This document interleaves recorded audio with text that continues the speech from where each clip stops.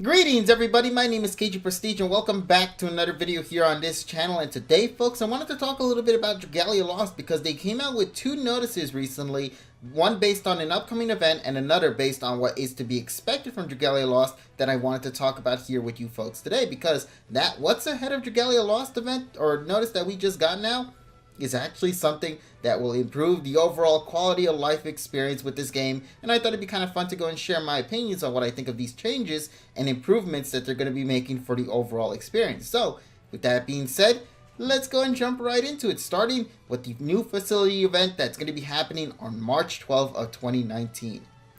A new facility event, the Accursed Archives, will be beginning on March 12th of 2019. This event will pit your group of adventurers against bosses of the light element. You'll also be able to build event-related reward facilities for your Halidome.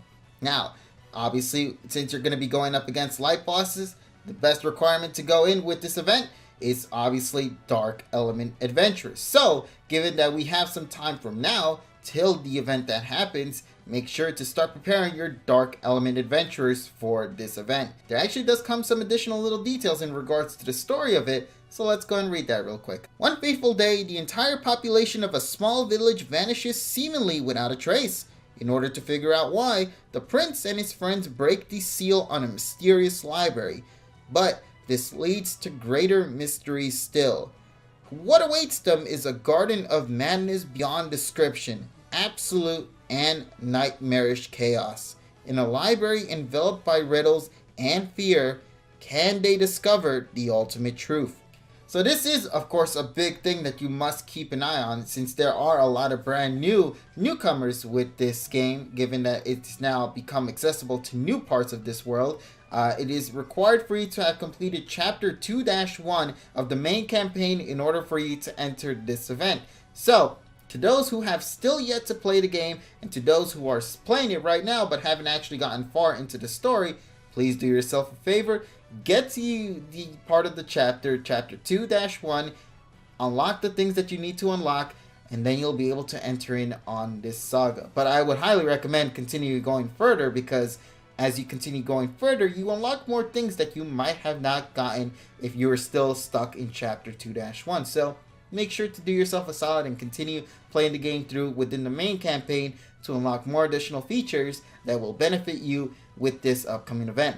Now, with that being said, let's go and talk about what's going to be coming ahead for Dragalia Lost.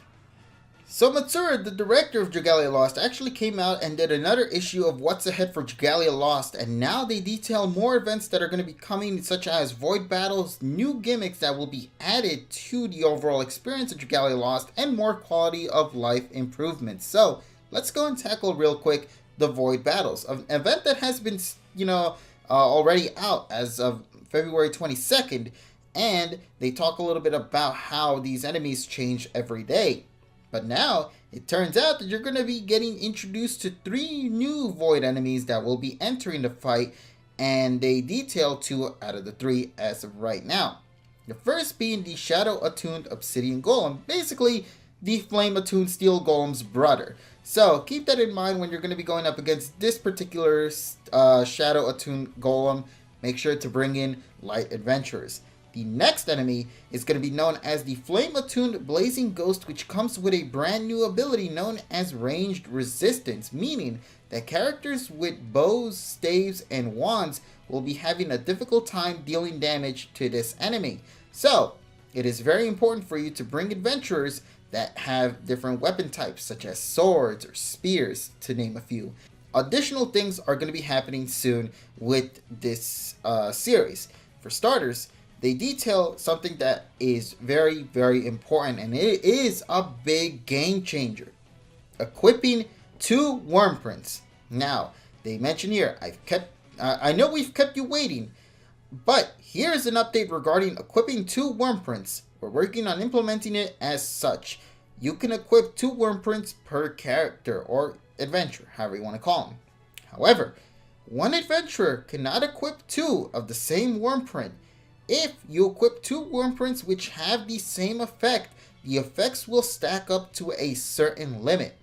And this feature will only become available for you if you have already completed Chapter 4. So please do yourself a favor, get up to Chapter 4. Heck, get all the way up to Chapter 7 to get yourself prepared for all these new things that are going to be coming, like the Void Battle and whatnot. So this is really cool. I'm actually excited for this because we've been using one Wyrmprint and we know they come with some cool additional effects, but now having a second one add to the mix, how's that going to affect things? I know it's going to boost your strength, it's going to boost your HP, but that's going to be insane. I'm curious to see the max limit for this. I'm assuming like for maybe, what would you call like the regular attack buffs, it might go up to like 15% or 20%, and that's at max. Even if you have two of them that go like 15, you know what I mean? So it's going to be interesting to see the max, and how Wyrmprints will be used overall to get the most out of your characters. If anything, I think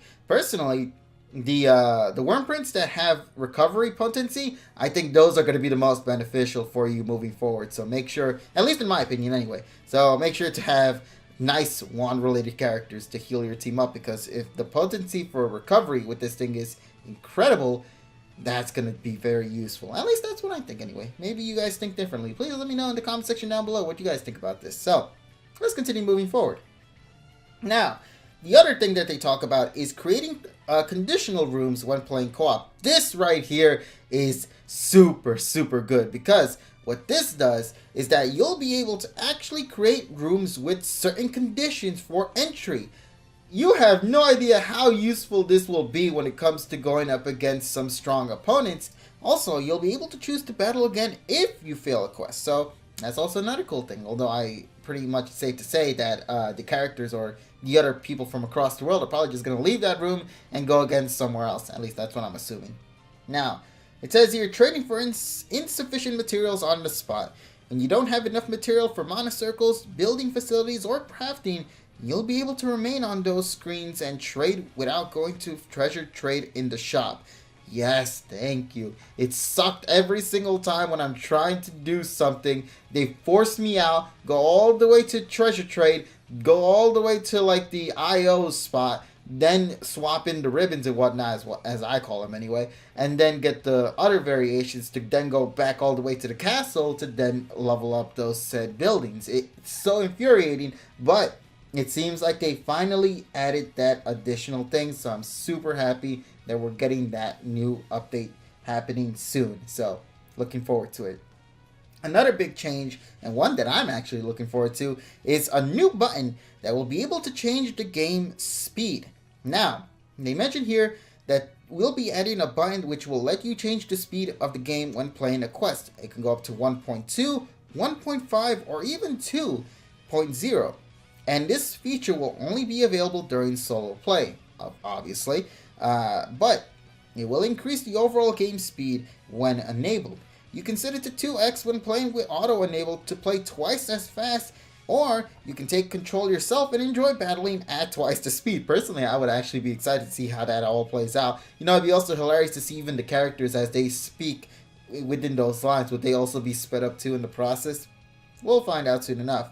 Now, the director mentioned that personally, when they were playing the game, they preferred playing it at 1.5 speed. But of course, everybody varies. Not everyone's going to have the same opinion, but this is what this person preferred.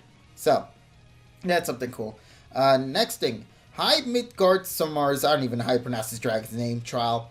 There's going to be a prelude that will be added sometime in the future. And this new prelude difficulty will allow you to practice with this dragon. Of course, you're fighting an inferior version, but it'll give you a taste of what is to come, because when you are entering the fight for the first time, you don't know its movesets, you don't know how it flows, it'll catch you off guard, and you will be annihilated immediately. So it is very important for you to get a little bit of practice, and I assume this prelude will actually be something quite useful for you to go through first. So that's something interesting to note. They mentioned along with this change, we'll also plan to make slight adjustments to the rewards for the Advanced Dragon Trials as well. And then the big game changer, something we don't know yet, but it will be coming, is that they got a big update planned for the end of April, and it is in fact their biggest yet. Something to really look forward to. well, I don't know what this could be. It could be a brand new chapter. It could be 2 brand new chapters. Hell, it could even be some new characters or even a game changer, like some kind of new ability that will overall change the gaming experience for Dragalia Lost for the better, of course. We don't know, but it is going to be coming at the end of April, so please look forward to that.